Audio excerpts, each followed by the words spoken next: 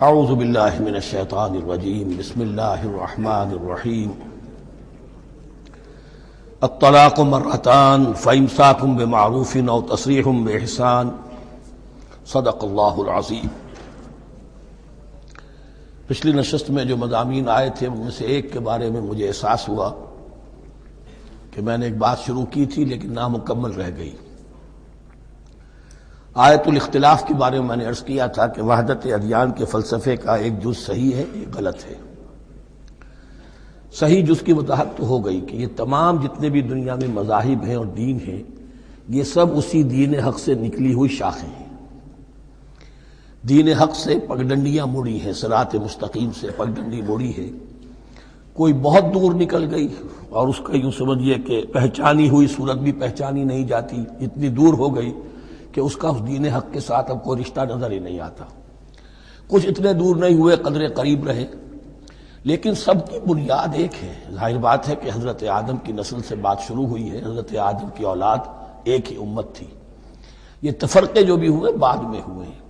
تو وحدت ادیان اس اعتبار سے صحیح ہے کہ دنیا میں تمام ادیان، تمام نظام، تمام مذاہب جو ہیں وہ در حقیقت ایک ہی دین حق کی بگڑی ہوئی شکلیں ہیں، بدلی ہوئی شکلیں ہیں، لیکن اسی سے نکلی ہوئی شاخیں ہیں جنہوں نے شکلیں اپنی بدل لی ہیں۔ غلط حصہ یہ کہ اب جو یہ سب کچھ موجود ہے ان کو ایک کہنا یہ جہالت ہے۔ اب ان کو ظاہر بات ہے کہ ان کی شکلیں اتنی ہو چکی ہیں مختلف ایک دوسرے سے، اور اتنی ان میں تحریفات ہو چکی ہیں، اتنا تغیر و تبدل ہو چکا ہے کہ اب ان کو ایک کہنا موجودہ شکل میں یہ در حقیقت فتنہ ہے اور جہالت ہے۔ دوسری بات جو آخری مضمون آیا تھا 28ویں رکوع میں، دیکھیے اس کی ایک تمہید ہے، وہ سمجھ لیجئے۔ انسانی تمدن کا اہم ترین اور بنیادی ترین مسئلہ کیا ہے تمدن کا؟ ایک ہے انسانی زندگی کا مسئلہ۔ انسانی زندگی کا سب سے پہلا مسئلہ وہی ہے کہ جو حیوانی زندگی کا بھی ہے، اپنی مادی ضروریات، پیٹ کھانے کو مانگتا ہے، سب سے پہلے یہی ہے، اس میں کوئی شک نہیں۔ لیکن اس کے بعد جب دو انسان ملتے ہیں اور اس سے تمدن شروع ہوتا ہے، اس کا سب سے بڑا مسئلہ ہے انسان کی شہوت۔ اللہ نے دو جنسیں بنا دی ہیں، مرد ہیں، عورت ہیں، اور ان دونوں کے درمیان تعلق سے نسل آگے چلتی ہے۔ اب اس معاملے کو کیسے ہارنس کیا جائے، کیسے منظم کیا جائے، یہ جذبہ بہت پوٹنٹ ہے۔ جو فرائڈ نے کہا ہے، بس وہ یوں سمجھیے کہ ذرا زیادہ مرچ مسالہ لگا دیا، ورنہ اس میں کوئی شک نہیں کہ یہ بہت ہی پوٹنٹ جذبہ ہے انسان کا۔ انسٹنکٹ جو ہے، سیکس کا انسٹنکٹ، وہ بہت مضبوط ہے، بہت قوی ہے۔ لیکن جو شے جتنی قوی ہو اتنا ہی اسے پھر، جو گھوڑا جتنا منہ زور ہو اتنا ہی اس کو لگام دینا جو ہے وہ آسان نہیں ہوتا، اس کے لیے پھر مشقت کرنی پڑتی ہے۔ تو اب اگر تو اس سیکس کو اوپن کر دیا جاتا، کھلا سیکس، فری سیکس، آج کل یہ لفظ استعمال ہوتا ہے، فری سیکس، کیوس ہوتا، تمدن میں فساد ہو جاتا۔ اس کے لیے شادی کا معاملہ کہ ایک عورت کا ایک مرد کے ساتھ رشتہ رہے، سب کو معلوم ہو کہ یہ اس کی بیوی ہے، یہ اس کا شوہر ہے، تاکہ اس طریقے سے نسب کا معاملہ بھی چلے اور ایک خاندانی ادارہ وجود میں آئے۔ ورنہ تو خاندانی ادارہ بس کیسے وجود میں آئے گا؟ فری سیکس میں تو خاندانی ادارہ وجود میں آ ہی نہیں سکتا۔ تو شادی کا، نکاح کا یہ رشتہ جو ہے یہ اللہ تعالیٰ نے اختیار کیا اور یہ انسانوں کو سکھایا۔ اب اس میں مرد اور عورت کیا بالکل برابر ہیں؟ اس سے بڑی حماقت کوئی نہیں، اس لیے کہ کسی بھی ادارے کے دو برابر کے سربراہ نہیں ہو سکتے۔ اتنی موٹی بات ہے کہ اگر آپ کسی ایک محکمے کے دو ڈائریکٹر بنا دیں، بات غلط ہو جائے گی، خراب ہو جائے گی۔ ایک ڈائریکٹر، مینیجنگ ڈائریکٹر، دوسرے 10 ڈائریکٹر بنا دیجیے آپ، لیکن اوپر ایک ہوگا، جنرل مینیجر ایک ہوگا، ڈپٹی مینیجر 10 رکھ دیجیے۔ ہر ادارے میں اگر نظم قائم کرنا ہے تو ایک اوپر ٹاپ پر ہونا چاہیے۔ لہذا جب ایک مرد اور ایک عورت، مرد اور عورت انسان ہونے کے ناطے بالکل برابر ہیں، ایک ہی باپ کے نطفے سے بیٹا بھی ہے، بیٹی بھی ہے، ایک ہی ماں کے رحم میں بھائی نے بھی پرورش پائی ہے اور بہن نے بھی، اس اعتبار سے وہ برابر ہیں۔ شرف انسانیت میں، نوع انسانی کی حیثیت سے، human dignity and honour, they share both equally, absolutely equally. لیکن جب ایک مرد اور ایک عورت مل کر خاندان کے بنیاد رکھتے ہیں تو اب یہ برابر نہیں رہے۔ جیسے انسان سب برابر ہیں، لیکن چپڑاسی اور افسر برابر نہیں ہے، اس کے کچھ اور اختیارات ہیں، اس کے کچھ اور اختیارات ہیں، اس کے کچھ اور فرائض ہیں، اس کے کچھ اور فرائض ہیں۔ اس طریقے سے اس رشتے کے معاملے میں اور یہ بھی نوٹ کر لیجئے کہ یہی وجہ اس قدر تفصیل کے ساتھ سب سے پہلے احکام قرآن میں دیے جا رہے ہیں اسی آئلی قوانین کے متعلق۔ یہ تمدن کی جڑ بنیاد یہ ہے، یہاں سے خاندان بنتا ہے، اور خاندانوں کے اجتماع کا نام معاشرہ ہے۔ خاندان کا نظام، اب ہمارا پاکستانی جو معاشرہ ہے، اگر ہماری 14 کروڑ تعداد ہے اس وقت، 7 افراد ایک خاندان کے اگر آپ شمار کر لیں تو آپ سمجھیے اتنے خاندان ہماری دنیا میں اس وقت موجود ہیں، 2 کروڑ خاندان ہیں، ان خاندانوں پر مشتمل ہے۔ خاندان کا ادارہ مستحکم ہوگا، معاشرہ مستحکم ہو جائے گا۔ خاندان کے ادارے میں صلاح ہوگی، فلاح ہوگی، معاشرے میں صلاح و فلاح آئے گی۔ وہاں فتور ہوگا، فساد ہوگا، بے چینی ہوگی، ظلم ہوگا، ناانصافی ہوگی، وہاں کنفلکٹس ہوں گے، میاں اور بیوی میں جو ہے جھگڑے ہو رہے ہوں گے تو اولاد کی تو جو ہے پھر وہاں تربیت صحیح نہیں ہو سکتی، ان کی تربیت میں منفی چیزیں شامل ہو جائیں گی۔ تو یہ ساری چیزیں جس کی وجہ سے بڑی تفصیل سے قرآن مجید میں احکام دیے گئے ہیں آئلی قوانین، ان میں جہاں تک یہ معاملات ہے، طلاق کا معاملہ ہے، اس میں برابر نہیں ہے۔ شادی کرنے میں عورت کو بھی حق ہے، وہ شادی سے انکار کر دے، جبر نہیں کیا جا سکتا۔ ایک مرتبہ وہ نکاح میں آ گئی ہے تو اب شوہر کا پلڑا بھاری ہے، شوہر اسے طلاق دے سکتا ہے، اگر ظلم کے ساتھ دے گا اللہ کے ہاں جواب دہی کرے گا اور پکڑ ہو جائے گی، لیکن اختیار ہے۔ وہ خود طلاق نہیں دے سکتی، البتہ طلاق حاصل کر سکتی ہے، خلا جسے ہم کہتے ہیں، وہ عدالت کے ذریعے سے، بڑوں کے ذریعے سے، رشتہ داروں کے ذریعے سے خلا کرے، لیکن طلاق دینے کا حق اس کو برابر نہیں ہے مرد کی طرح۔ اسی طرح اگر ایک طلاق دی تھی مرد نے اور اب یہ عدت پوری نہیں ہوئی ہے، وَبَعُولَتُهُنَّ أَحَقُّ بِرَدِّهِنَّ، اب وہ کہے تو نے طلاق دے دیا، میں تیرے گھر میں بسنے کو تیار نہیں ہوں، نہیں، اختیار مرد کا ہے، عدت کے اندر 3 مہینے کے اندر وہ اس کو واپس لے سکتا ہے، اس کو طلاق رجعی کہتے ہیں۔ یہ تمام چیزیں ایسی ہیں کہ بہرحال خواتین کو اچھی نہیں لگتی، اور آج کی دنیا میں تو جو یہ مرد و عورت کی مساوات کا سلسلہ ہے، یہ شیطان کا سب سے بڑا فلسفہ اور معاشرے میں فساد اور گندگی پیدا کرنے کا اس کا سب سے بڑا ہتھیار ہے۔ اور اب جو کچھ رہی صحیح اقدار ہماری ایشیا کے ممالک جو ہیں، زیادہ تر مسلمان ممالک ہیں، ان میں خاندانی نظام کی جو بچی کھچی شکل رہ گئی ہے اس کو برباد کرنے کے لیے یہ قاہرہ کانفرنس اور بیجنگ کانفرنس، اس ایشیا کا گھیراؤ دونوں طرف سے، مشرق سے اور مغرب سے، کہ عورت کو آزاد کرو، عورت کو اٹھاؤ، ایمینسیپیشن کے نام پر، آزادی کے نام پر، اور مرد و عورت کی مساوات کے نام پر، تاکہ خاندانی نظام ٹوٹ کر رہ جائے، جیسے کہ ان کے ہاں ٹوٹ چکا ہے خاندانی نظام نے۔ یہ کلنٹن صاحب نے کہا تھا اپنے سال 9 کے میسج میں کہ عنقریب ہماری قوم، امریکن نیشن، بہت جلد اس کی اکثریت حرامزادوں پر مشتمل ہوگی، born out of wedlock, وہ کسی شادی کے نکاح کے نتیجے میں کوئی وجود میں نہیں آئے ہیں، زنا کے نتیجے میں وجود آئی بھی قوم ہوگی۔ 1 پیرنٹ فیملی رہ گئی ہے، ماں ہی باپ ہے اور وہی ماں ہے، اور وہ دونوں وہ جانتے ہی نہیں۔ اب وہاں بڑی ایک مہم اٹھ رہی ہے کہ ہر انسان کا حق ہے کہ اسے معلوم ہو کہ میرا باپ کون ہے۔ وہاں تو بہت سے لوگ پتہ ہی باپ کون ہے میرا، کیا پتہ۔ یہ تباہی ہے جو اس معاشرے پر آ چکی ہے، اور ہمارے ہاں بھی لوگ اسی معاشرے کی نقالی پر چل رہے ہیں۔ اور یہ نظریہ مساوات مرد و زن جو ہے، یہ بہت ہی یوں سمجھیے کہ تابناک اور بہت اچھے الفاظ کے ساتھ سامنے آ رہا ہے۔ البتہ اس کا دوسرا رخ بھی ہے، اسلام نے عورت کو جو حقوق دیے ہیں بدقسمتی سے ہم مسلمانوں نے وہ بھی ان کو نہیں دیے۔ اس کی وجہ یہ ہے کہ ہمارے اوپر ہمارا ہانٹ کر رہا ہے ہمارا ہندوانہ پس منظر۔ ہندوؤں کے معاشرے میں عورت کی کوئی حیثیت نہیں، نہ اس کی وراثت کا حق ہے، نہ وہ بیوہ ہو جائے تو جینے کا حق تھا اس کو، وہ تو پھر ستی ہو جانا چاہیے اس کو، اس کے لیے تو زندگی کا حق بھی نہیں ہے، وراثت تو بہت دور کی بات رہی، کوئی پراپرٹی کا کوئی سوال نہیں، کسی طرح کی کوئی حیثیت نہیں، کوئی لیگل اینٹیٹی نہیں۔ لیکن ہم مسلمان تو ہو گئے، ہمارے آباء و اجداد، تربیت ہوئی نہیں، لہذا ہمارے اوپر وہی تصورات ہیں، عورت کو جو ہے پاؤں کی جوتی کی طرح سمجھنا۔ یہ جو کچھ ہم کر رہے ہیں ان کے جائز حقوق بھی انہیں نہیں دیتے، اس کے نتیجے میں ہم جو مغرب کا ہم پر حملہ ہے اس کو مؤثر کرنے میں گویا ہم مدد دے رہے ہیں۔ اگر ہم اپنی خواتین کو وہ حقوق نہیں دیں گے، اگر ان کے لیے جو اللہ نے جو مقرر کیا ہے وہ انہیں نہیں دیا جائے گا، تو ظاہر بات ہے کہ رد عمل میں پھر جو یہ نعرے ہیں اور بڑے خوشنما جو دعوت اٹھتی ہے وہ لازماً انہیں کھینچ کر لے جائے گی۔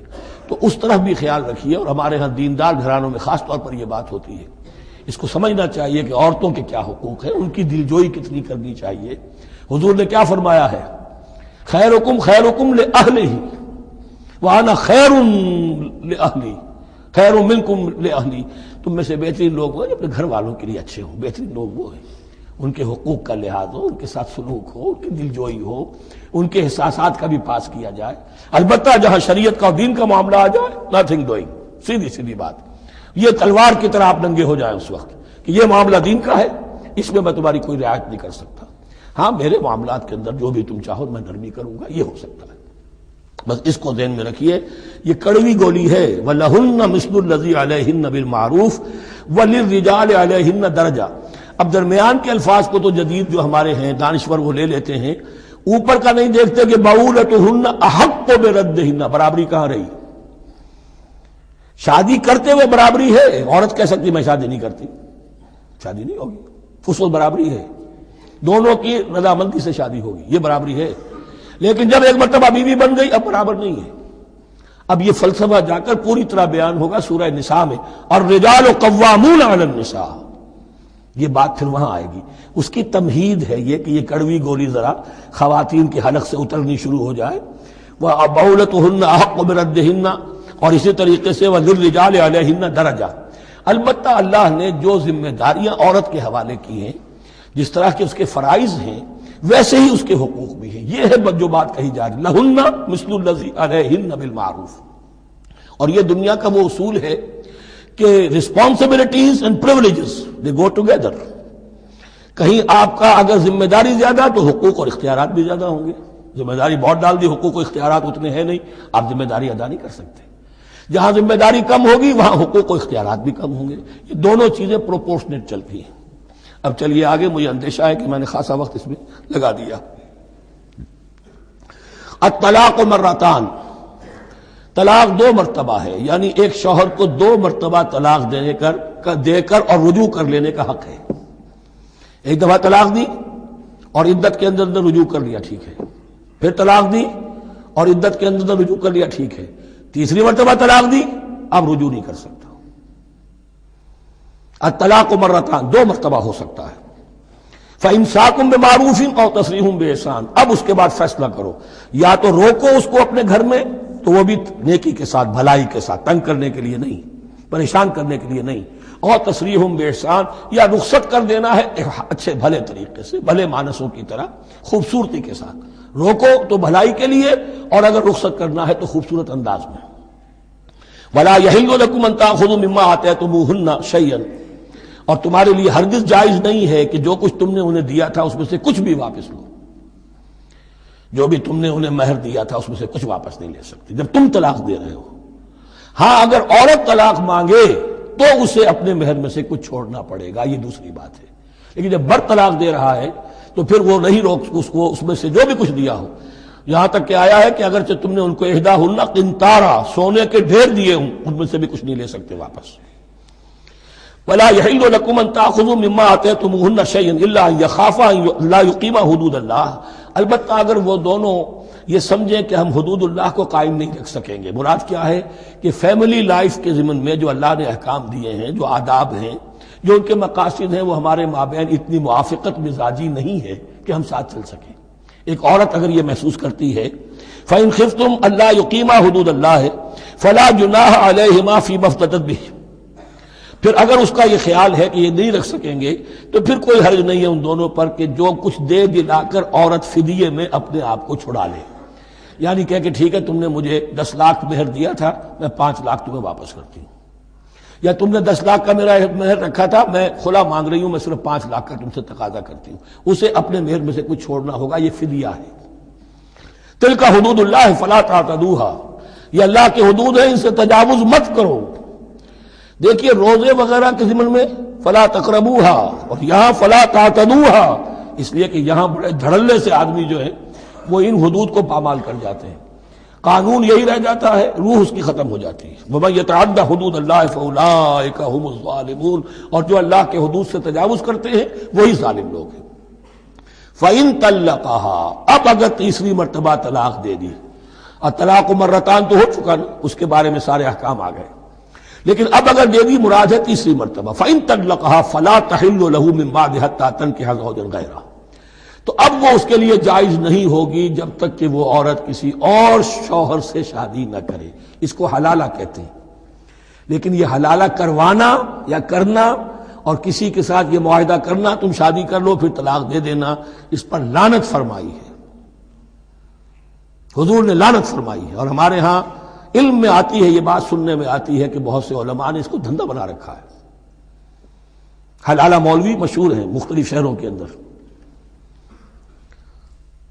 فَإِن طَلَّقَهَا فَلَا تَحِلُّ لَهُ مِن بَعْدُ حَتَّى تَنكِحَ زَوْجًا غَيْرَهُ فَإِن طَلَّقَهَا، پھر اگر وہ بھی دوسری شادی کی دوسری جگہ پر، اس عورت نے اس شوہر سے بھی نہیں بنی، اس نے بھی طلاق دے دی، فَلَا جُنَاحَ عَلَيْهِمَا أَن يَتَرَاجَعَا، تو اب کوئی گناہ نہیں ہوگا ان دونوں پر کہ وہ رجوع کر لیں، پہلے سابق شوہر سے شادی کر لیں۔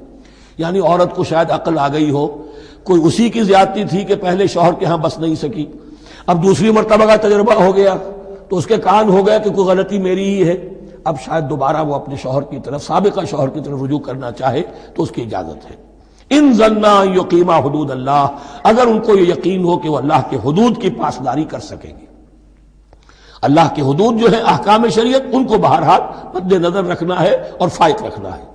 وَتِلْكَ حُدُودُ اللَّهِ يُبَيِّنُهَا لِقَوْمٍ يَعْلَمُونَ، اور یہ وہ حدود ہیں اللہ کے جن کو وہ واضح کر رہا ہے، کھول کھول کر بیان کر رہا ہے ان لوگوں کے لیے کہ جو علم حاصل کرنا چاہیں۔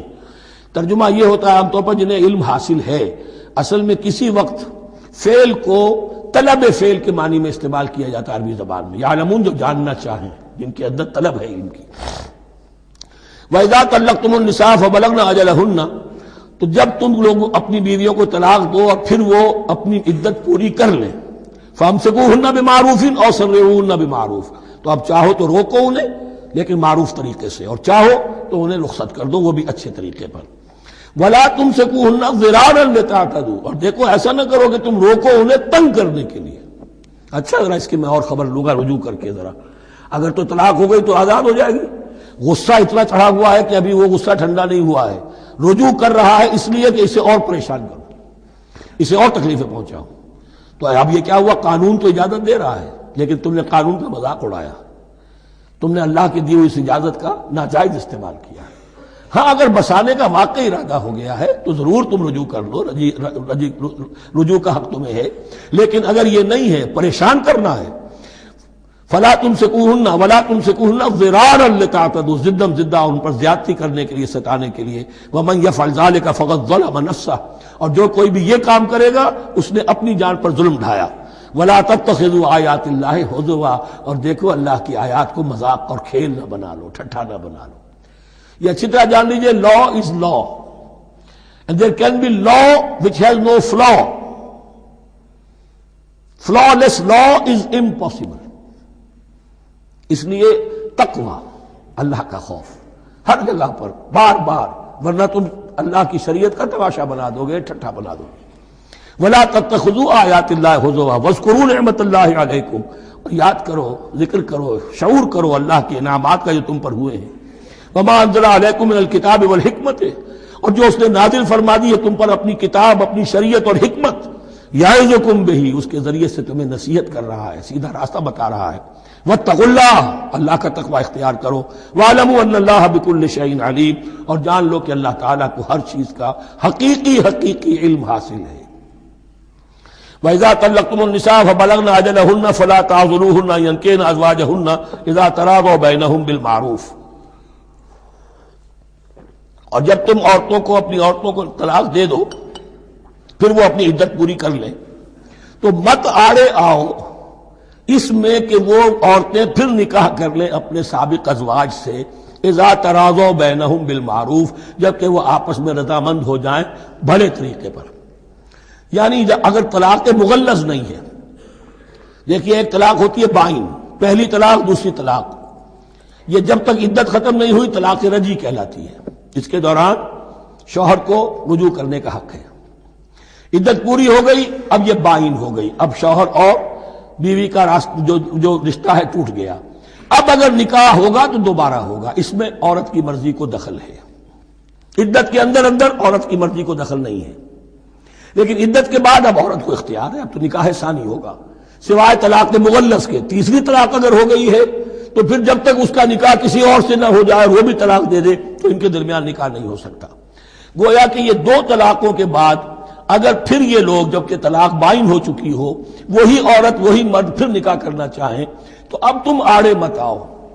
ہوتا کیا ہے، عورت کے بھائی ہیں، اب انہیں غصہ چڑھا ہوا اس بدماش نے یہ کچھ کیا تھا، اس نے تمہیں ایسے ایسے ستایا تھا، اس نے یہ کیا تھا، اب تمہیں ہم شادی نہیں کرنے دیں گے اس کے ساتھ. نہیں، یہ کام تمہارا نہیں ہے.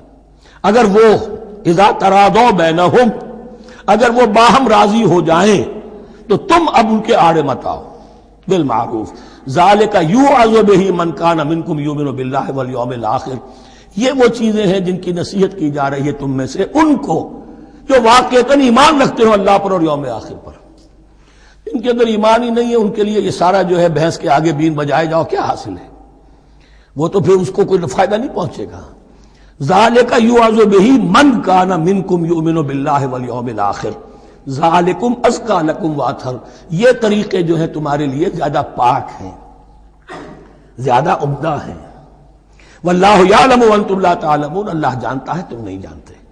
اپنی عقل کو مقدم نہ رکھو، یہ اللہ کا علم ہے. اسی نے عورت کو بنایا، اسی نے مرد کو بنایا. اسے مرد بھی عزیز ہے، عورت بھی عزیز ہے. الخلق عیال اللہ، حضور نے فرمایا تمام مخلوق اللہ کے کنبے کے مانند ہے. اللہ کو تو اپنا ہر انسان مرد ہو یا عورت ہو محبوب ہے، پسندیدہ ہے، اس کی تخلیق ہے، اس کا شاہکار ہے. لیکن یہ کہ وہ جانتا ہے کہ عورت کے کیا حقوق ہونے چاہیے، مرد کے کیا ہونے چاہیے. لہذا واللہ یعلم وانتم لا تعلمون. والوالدات یرضعن اولادہن حولین کاملین. اور والداؤں کے لیے، ماؤں کے لیے ضروری ہے کہ وہ اپنی اولاد کو 2 سال دودھ پلائیں پورا. یہ خاص طور پر یہاں تذکرہ ہو رہا ہے جب طلاق کا مسئلہ ہو. اب طلاق ہو گئی، شوہر تو علیحدہ ہو گیا. شوہر کہتا ہے بھائی میرا بچہ تو میرا ہے، قانوناً تو اولاد شوہر کی ہوتی ہے، لیکن تم اسے دودھ پلاؤ. تو 2 سال تک وہ عورت انکار نہیں کر سکتی، دودھ پلائے گی. لمن اراد ان یتم الرضاعہ، جو شخص چاہے کہ یہ رضاعت پوری کروائے اپنی سابقہ مطلقہ بیوی سے. وعلی المولود لہ رزقہن وکسوتہن بالمعروف. لیکن اس عرصے کے لیے جس کی وہ اولاد ہے یعنی شوہر جو سابق ہے اس کے ذمے ہے اس کا رزق اور اس کا لباس، جسے ہم نان نفقہ کہتے ہیں.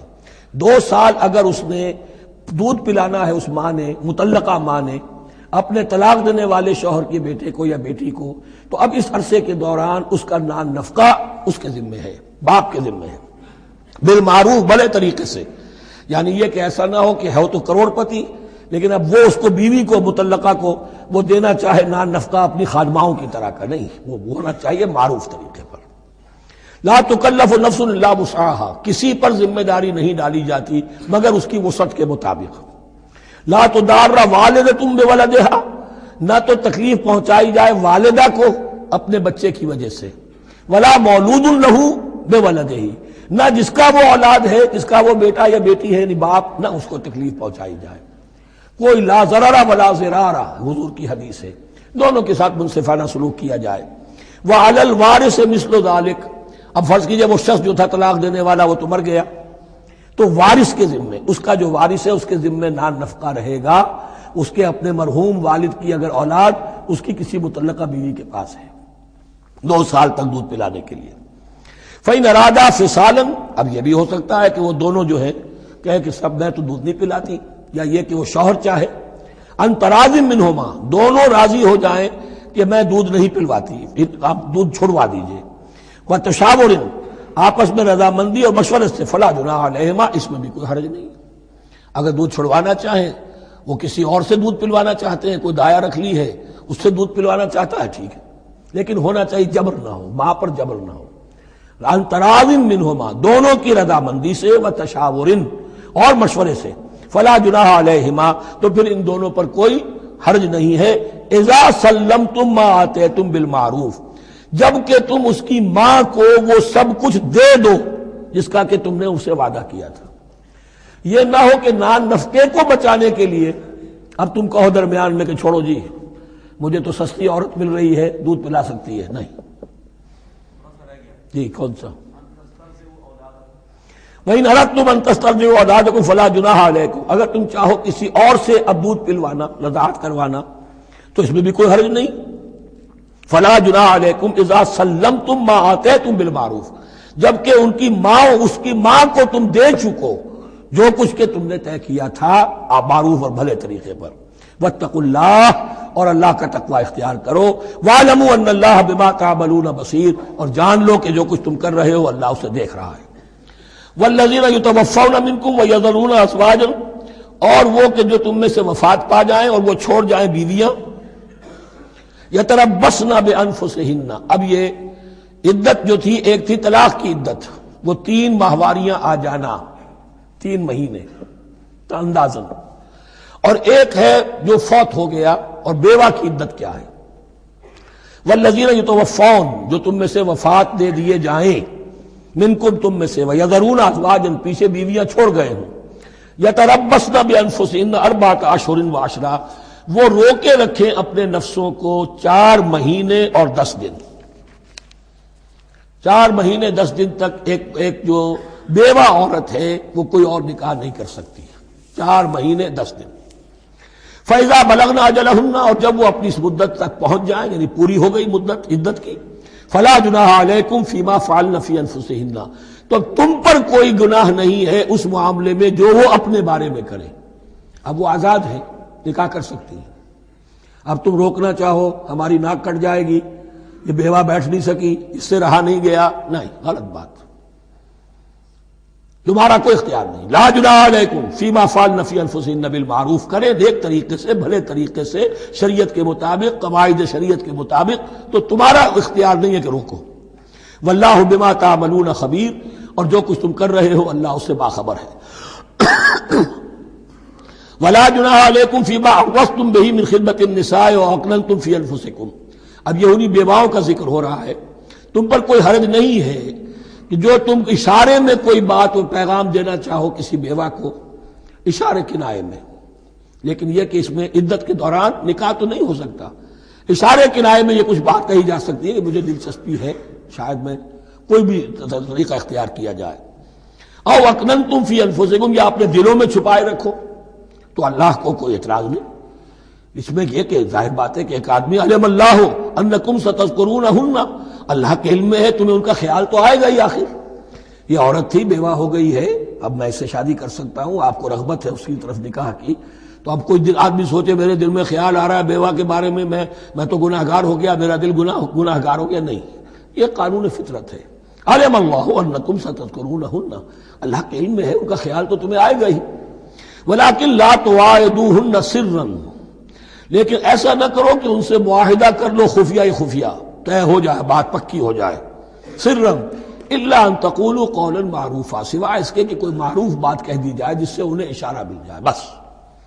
ولا تعزموا عقدۃ النکاح حتی یبلغ الکتاب اجلہ، اور مت باندھو گراہ نکاح کی جب تک کہ قانون شریعت اپنی مدت پوری نہ کر لے، یعنی عدت جب تک پوری نہ ہو جائے. اب یہاں دیکھیے حتی یبلغ الکتاب، کتاب سے مراد شریعت، قانون شریعت.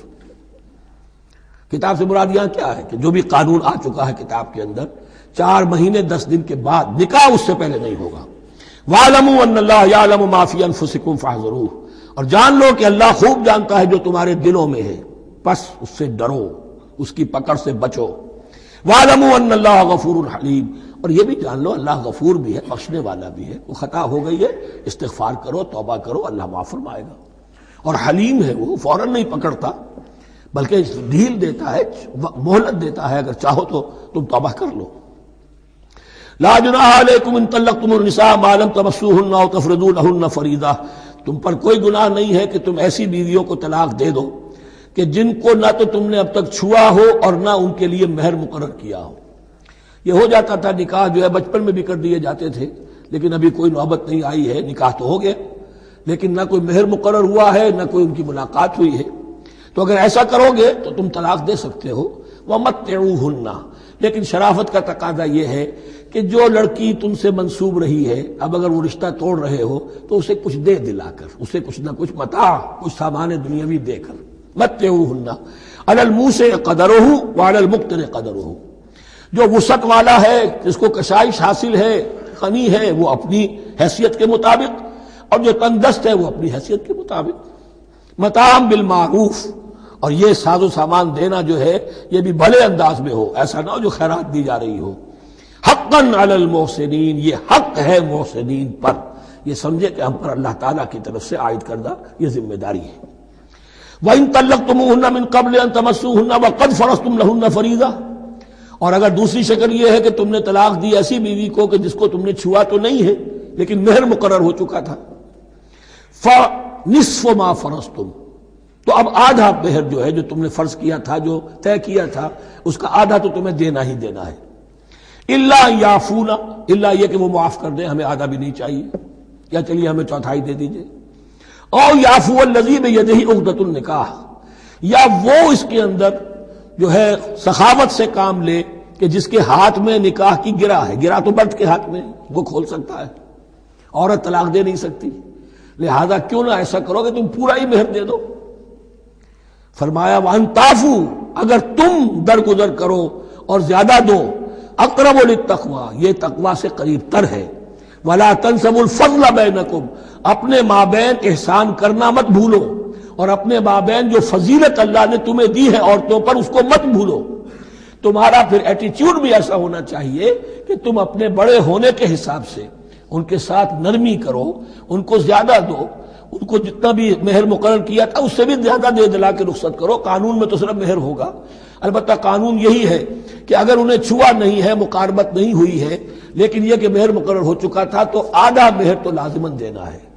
آدھا بھی یہ چھوڑ سکتی ہے عورت، لیکن تمہارے لیے بہتر ہے کہ تم پورا دو یا اور زیادہ دو. ان اللہ بما تعملون بصیر، یقیناً جو کچھ تم کر رہے ہو اللہ دیکھ رہا ہے.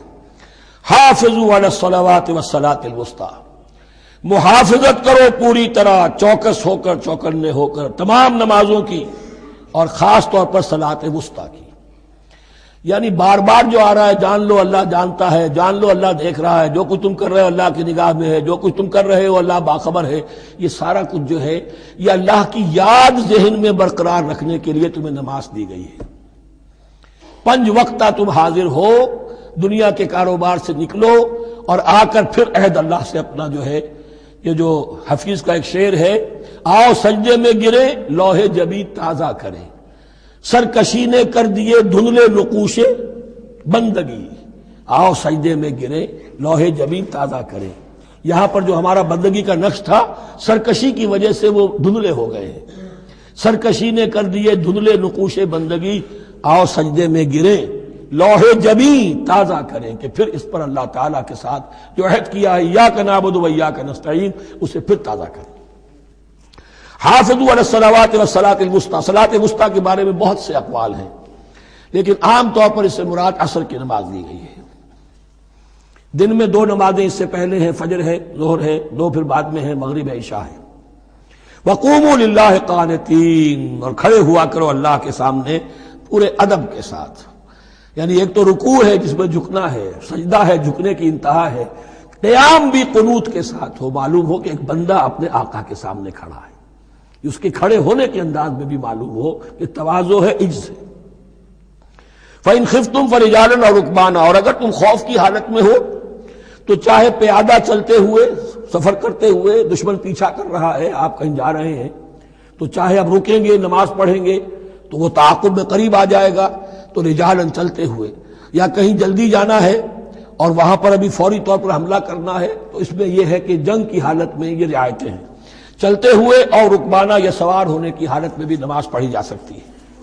فَإِذَا أَمِنْتُمْ، لیکن پھر جب امن میں ہو جاؤ، فَاذْكُرُوا اللَّهَ كَمَا عَلَّمَكُمْ، پھر اللہ کو یاد کرو جیسے کہ تمہیں اس نے سکھایا ہے. کس نے سکھایا ہے؟ محمد الرسول اللہ نے.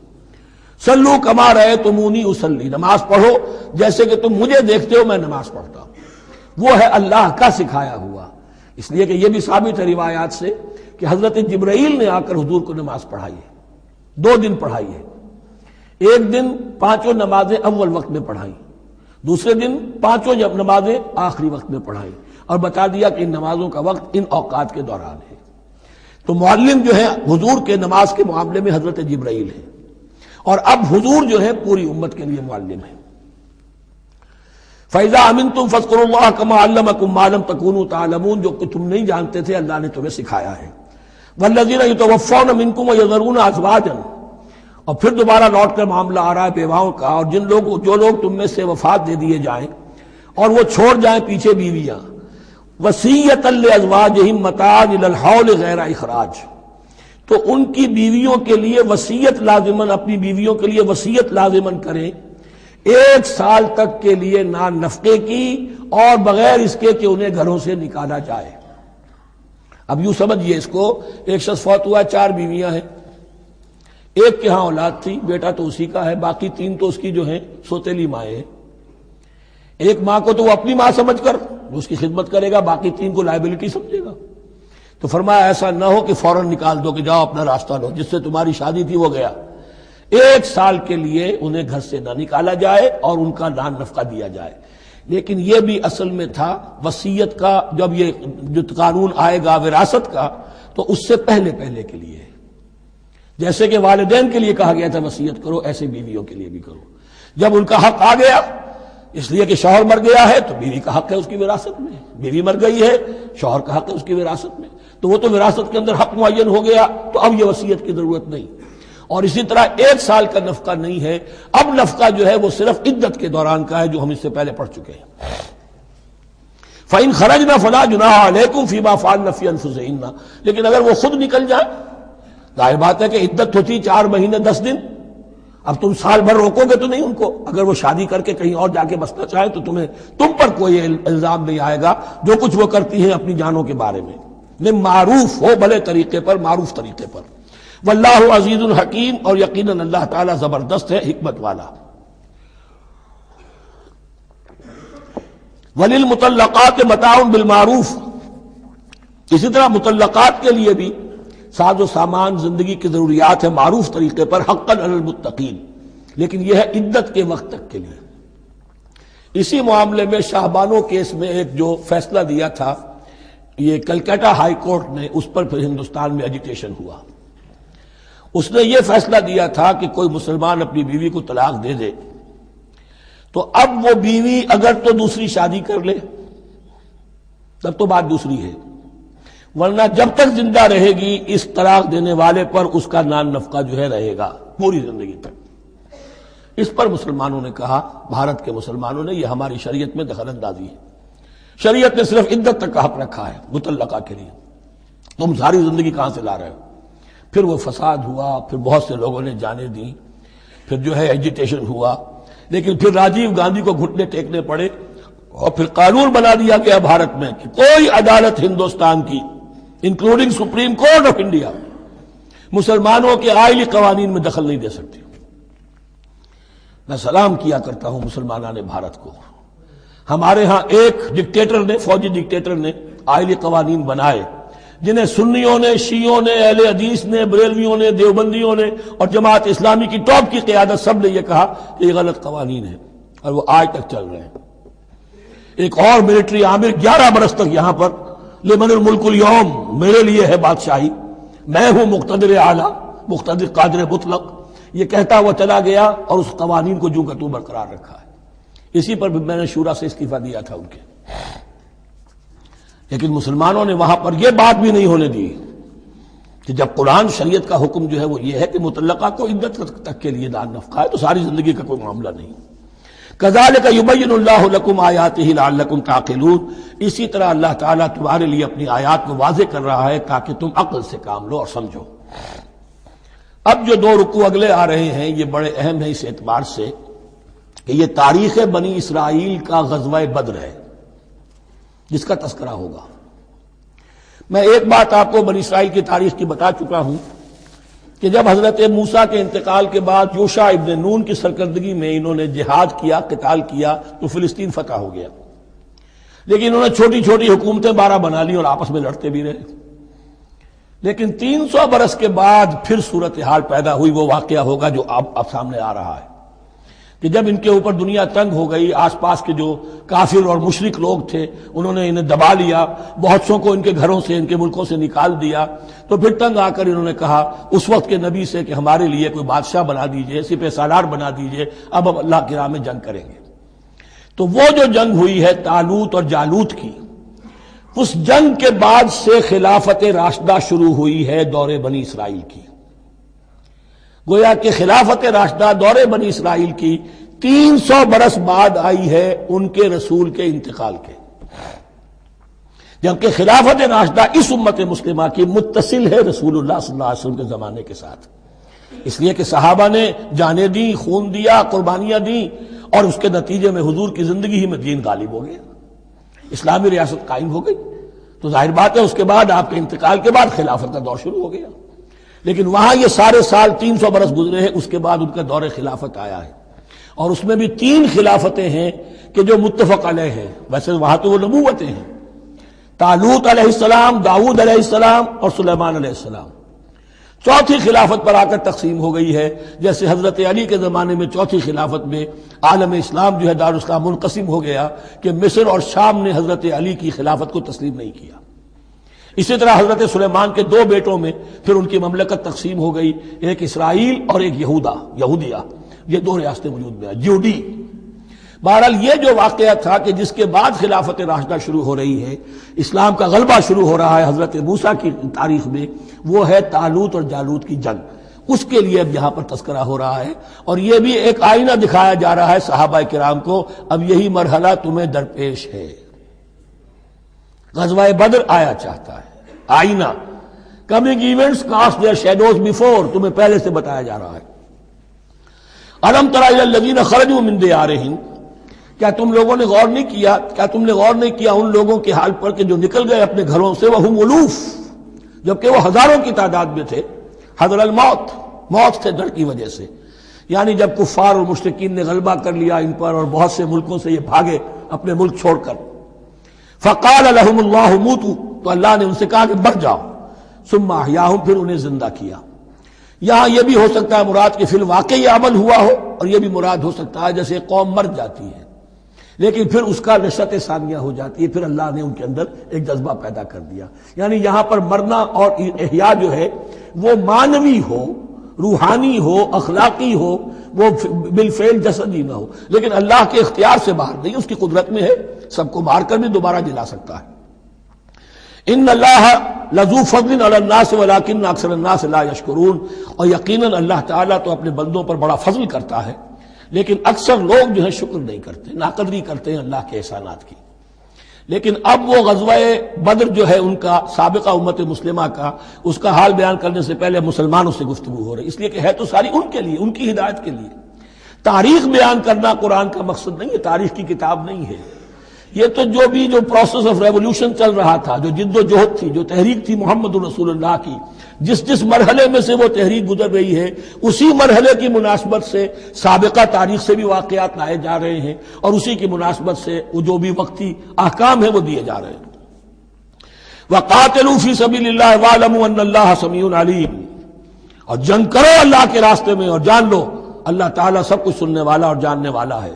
مَنْ ذَا الَّذِي يُقْرِضُ اللَّهَ قَرْضًا حَسَنًا فَيُضَاعِفَهُ لَهُ أَضْعَافًا كَثِيرًا، کون ہے وہ شخص کہ جو اللہ کو قرض حسنہ دے؟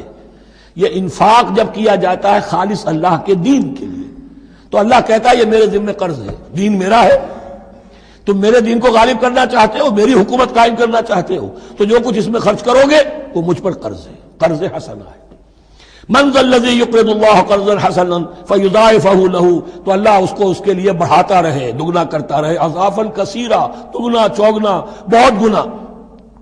واللہ یقبض ویبسط، اور اللہ ہی کے اختیار میں کسی چیز کو چھوٹا کر دینا، سکیر دینا، اور کھول دینا اور کشائش کر دینا۔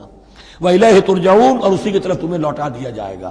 یہاں دیکھیے یہ دونوں چیزیں، جہاد بالنفس اس کی آخری شکل قتال، اور جہاد بالمال اس کے لیے پہلے لفظ آ رہا تھا انفاق، اب قرض حسنہ، اللہ کو قرض حسنہ۔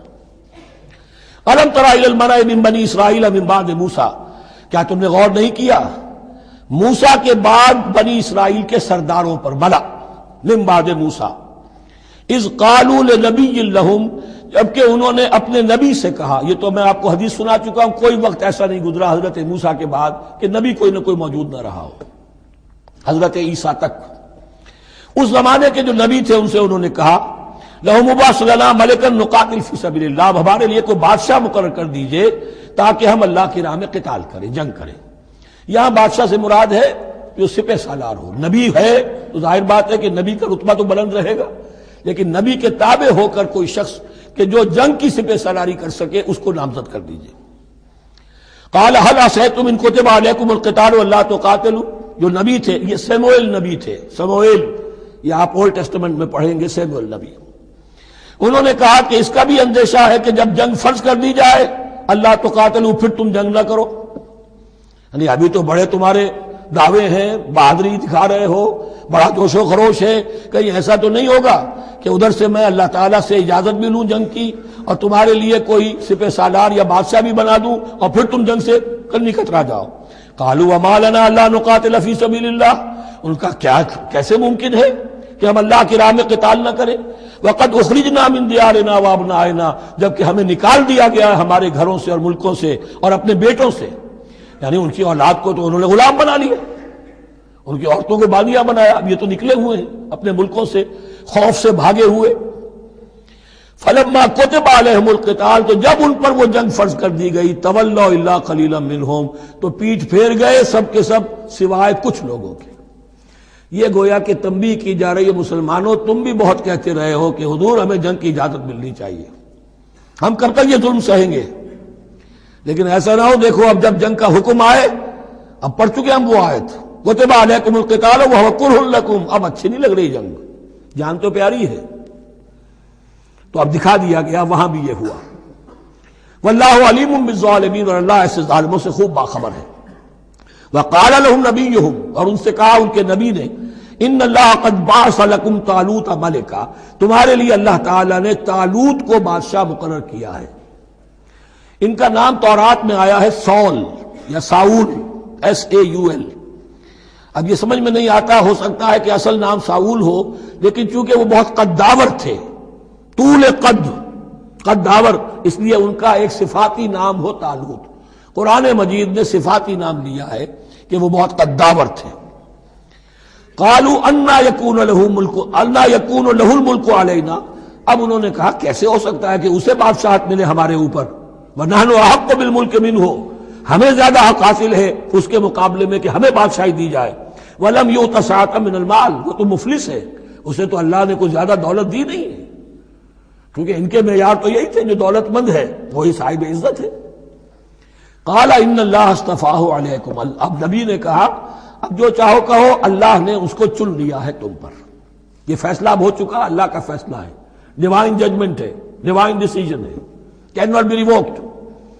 وزادہ بسطۃ فی العلم والجسم، اور اسے کشادگی عطا کی ہے علم اور جسم دونوں چیزوں میں، قداور ہے، طاقتور ہے، اور اسی طریقے سے علم اور فہم دیا ہے۔ تم دولت دیکھتے ہو، اللہ نے چنا ہے ان دو چیزوں کی بنا پر، جسمانی طاقت، جسمانی قوت، اس دور میں ظاہر بات ہے اس کی بہت ضرورت تھی، اور دوسرے یہ کہ اسے علم دیا ہے، فہم دیا ہے، سمجھ دی ہے، دانش دی ہے۔ واللہ یؤتی ملکہ من یشاء، اور اللہ تعالیٰ جس کو چاہتا ہے اپنی بادشاہت دے دیتا ہے۔ واللہ واسع علیم، اللہ بہت سمائی والا ہے، واسع، اس کی وسعت جو ہے وہ اتھا ہے، اور علیم، اور سب کچھ واسع علیم، جاننے والا ہے، یعنی وہ جس کو جو کچھ دیتا ہے بربنائے علم دیتا ہے، کون اس کا مستحق ہے۔ وقال لهم نبيهم ان آیۃ ملکہ ان یاتیکم التابوت فیہ سکینۃ من ربکم وبقیۃ مما ترک آل موسیٰ وآل ہارون تحملہ الملائکہ، اور ان سے کہا ان کے نبی نے کہ طالوت کی بادشاہت کی ایک نشانی یہ ہوگی کہ وہ صندوق جو تمہارے سے جاتا رہا چھن چکا ہے، جس میں سکینہ ہے، تمہارے لیے تسکین کا سامان ہے تمہارے رب کی طرف سے، اور بقیت مما ترک آل موسیٰ و آل ہارون، اور کچھ تبرکات ہیں جو آل موسیٰ اور آل ہارون کے اس صندوق میں رکھے ہوئے ہیں، تحملہ الملائکہ، وہ ملائکہ کی تحویل میں ہے۔ اب ان کی بادشاہی کی علامت کے طور پر وہ صندوق تمہارے پاس واپس آ جائے گا۔ اصل میں یہ تابوت سکینہ جو ہے یہ ان کا ایک بڑا لکڑی کا صندوق ہے، اب بھی ہے، ان کا دعویٰ ہے کہ موجود ہے، اور مسجد اقصیٰ کے نیچے جو سرنگ ہے اس میں موجود ہے۔ بعض ذرائع سے فوٹو لے کر بھی انہوں نے ڈاکومنٹری فلم بھی ابھی دکھا دی ہے کہ موجود ہے۔ نبوکدنضر نے جب گرایا تھا 586 قبل مسیح میں، جو حضرت سلیمان کا بنایا ہوا ہیکل تھا، اس کے تہخانے میں وہ رہتا تھا، اور وہیں پر جو ربائی تھے وہاں موجود تھے، ربانیین، تو جب گرایا گیا ہے اس کو، ہیکل کو، تو اسی میں وہ دب گئے ہیں، لیکن وہ چاروں طرف سے جو بھی تہخانہ تھا بند ہو گیا ہوگا، اور وہاں پر ان کی لاشیں بھی ہیں اور تابوت سکینہ بھی ہے۔ لیکن ہوا یہ تھا کہ جب ان کے پڑوسی ملکوں نے انہیں شکستیں دی تو وہ تابوت سکینہ بھی چھین کر لے گئے۔ اب اس میں گویا کہ ان کے لیے بہت بڑی بات تھی کہ ان کے لیے کم سے کم ایک دل کی روحانی تسکین کا سامان تھا. ہمارے پاس حضرت موسیٰ کے تبرکات ہیں، عصائے موسیٰ اس میں ہے، رکھا ہوا ہے، اب بھی ہے. اسی طریقے سے اس میں وہ جو جن تختیوں پر تورات لکھی ہوئی دی گئی تھی حضرت موسیٰ کو، وہ موجود ہے، ان کے کہنے کے مطابق اب بھی ہے. تو اس طریقے سے ان کے لیے تسکین ہوتی تھی، جیسے کہ مسلمان کو خانہ کعبہ کو دیکھ کر تسکین ہوتی ہے. تو فرمایا اس میں تمہارے لیے سکینت بھی ہے اور تمہارے آل موسیٰ اور آل ہارون کے تبرکات بھی ہیں. تحملہ الملائکہ، اس وقت وہ ملائکہ کی تحویل میں ہوا یہ کہ جہاں وہ تابوت لے گئے ان کے دشمن، وہاں پلیگ آ گئی. انہوں نے سمجھا کوئی نحوست ہے اس کے اندر جس کی وجہ سے پلیگ آ گئی ہے. انہوں نے ایک چھکڑے کے اوپر اس کو رکھا اور بیلوں کو ہانک دیا، جاؤ جدھر جانا ہے. تو حضرت سموئیل نے ان سے کہا کہ طالوت کا اللہ کی طرف سے نامزد کیے جانا ایک علامت اس کی یہ ہوگی کہ وہ تمہارے تسکین کا سامان جو تم سے چھن گیا تھا، ان کے عہد عمارت میں یا ان کے عہد ملوکیت میں تمہیں واپس مل جائے گا، اور وہ فرشتوں کی تحویل میں ہے. تو ایک روز وہ چھکڑا جو ہے وہ لیے ہوئے وہ تابوت ان کے ہاں پہنچ گیا. ان فی ذلک لآیۃ لکم ان کنتم مؤمنین، یقیناً اس میں تمہارے لیے نشانی ہے اگر تم ماننے والے ہو. فلما فصل طالوت بالجنود، اب جب حضرت طالوت اپنے لشکروں کو لے کر چلے، ان میں سے جو لوگ تو انکار کر گئے رہ گئے، جو لوگ چلے ساتھ ان کو لے کر چلے. قال ان اللہ مبتلیکم بنہر، انہوں نے فرمایا اپنے لشکر والوں سے اللہ تعالیٰ تمہاری ایک آزمائش کرے گا ایک نہر سے، دریا سے. یہ جو ہے جارڈن ریور جارڈن، اس کو کراس کر کے پھر حملہ کرنا تھا.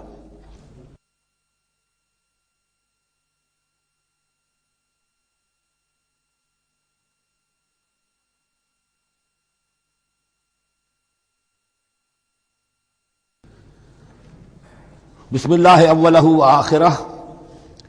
فلما فصل طالوت بالجنود، تو جب طالوت اپنے لشکروں کو لے کر چلے، قال ان اللہ مبتلیکم بنہر، تو انہوں نے کہا کہ اللہ تعالیٰ تمہاری آزمائش کرے گا ایک دریا سے، یعنی دریائے اردن.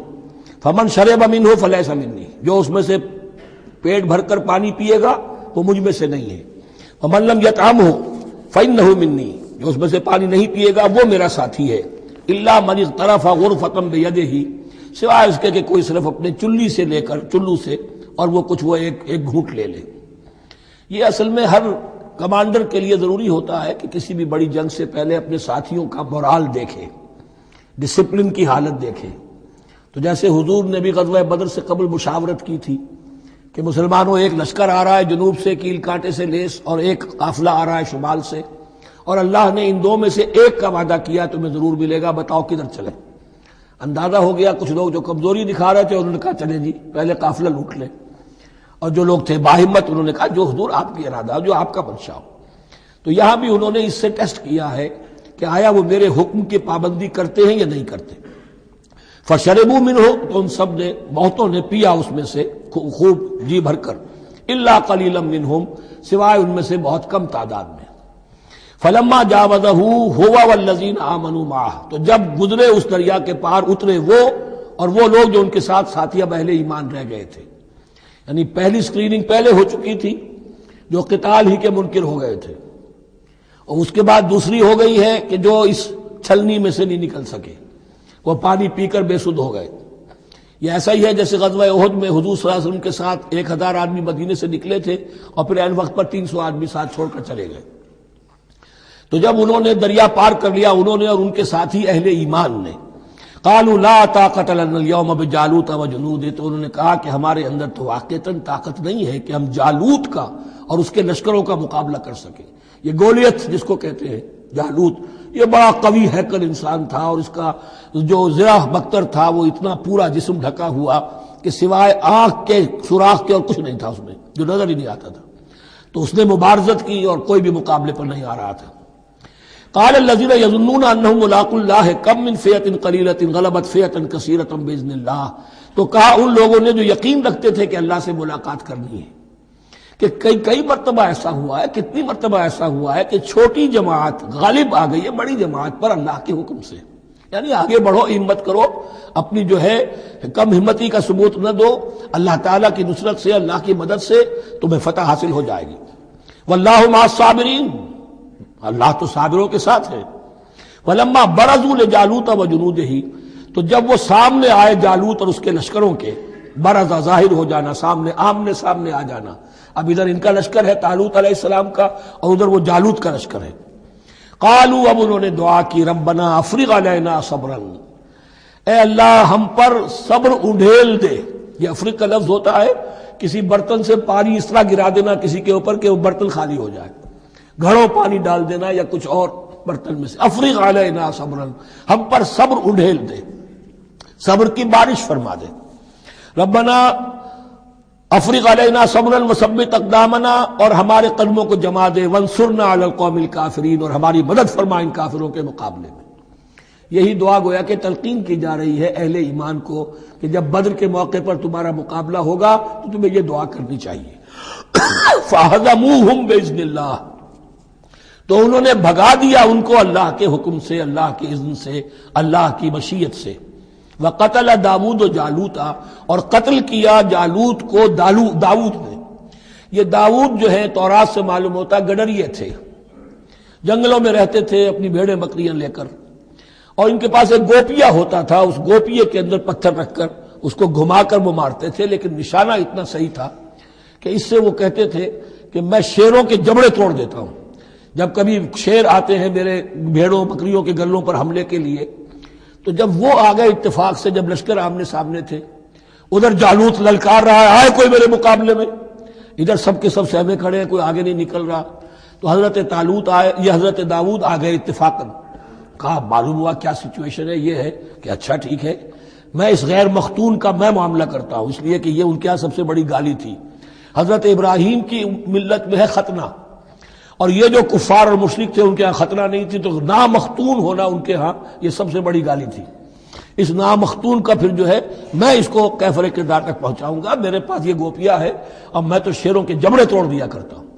انہوں نے پھر وہ پتھر رکھ کر اور گھمایا ہے، اور سیدھا وہ آنکھ کے سوراخ سے اس کے بھیجے کے اندر اتر گیا، اور اس طریقے سے قتل داود و جالوتا، داود نے جالوت کو قتل کیا، اور اللہ تعالیٰ نے پھر ان کو جو براتی بتا کیے، وَآتَاهُ اللَّهُ الْمُلْكَ وَالْحِكْمَةَ وَعَلَّمَهُ مِمَّا يَشَاءُ۔ ایک تو یہ کہ طالوت علیہ السلام نے اپنی بیٹی کا نکاح ان سے کر دیا، داماد ہو گئے، اور پھر انہی کو وارث بنایا، یہ بادشاہ ہوئے۔ اللہ نے ان کو ہی ملک دیا، حکومت دی، بادشاہت دی، اور حکمت بھی دی، نبوت بھی دی، یہ دونوں اعتبارات سے ان کو اللہ تعالیٰ نے سرفراز فرمایا۔ وَعَلَّمَهُ مِمَّا يَشَاءُ، اور پھر اسے سکھایا جو کچھ کہ اللہ نے چاہا۔ وَلَوْلَا دَفْعُ اللَّهِ النَّاسَ بَعْضَهُمْ بِبَعْضٍ، اور اگر اس طریقے سے اللہ ایک گروہ کو دوسرے کے ذریعے سے دفع نہ کرتا رہے، زمین میں فساد ہوتا ہے تو اللہ تعالیٰ کو شکل ایسی پیدا کرتا ہے کہ کسی اور گروہ کو سامنے لا کر مفسدوں کا خاتمہ کرتا ہے۔ اگر ایسا نہ ہوتا، وَلَوْلَا دَفْعُ اللَّهِ النَّاسَ بَعْضَهُمْ بِبَعْضٍ لَفَسَدَتِ الْأَرْضُ، تو زمین میں فساد ہی فساد پھیل گیا ہوتا۔ اللہ تعالیٰ نے ان جنگوں کے ذریعے سے ہر بڑا فرعون جو آتا، ہر فرعون موسیٰ، اللہ تعالیٰ نے کوئی نہ کوئی اس کے لیے علاج تجویز کیا ہوا ہے۔ وَلَوْلَا دَفْعُ اللَّهِ النَّاسَ بَعْضَهُمْ بِبَعْضٍ لفسدت الارض ولكن اللہ ذو فضل علی العالمین، لیکن اللہ تعالیٰ تو تمام جہانوں پر بڑا فضل کرنے والا ہے۔ تلک آیات اللہ نتلوها علیک بالحق، یہ اللہ کی آیات ہیں جو ہم پڑھ کر آپ کو سنا رہے ہیں حق کے ساتھ۔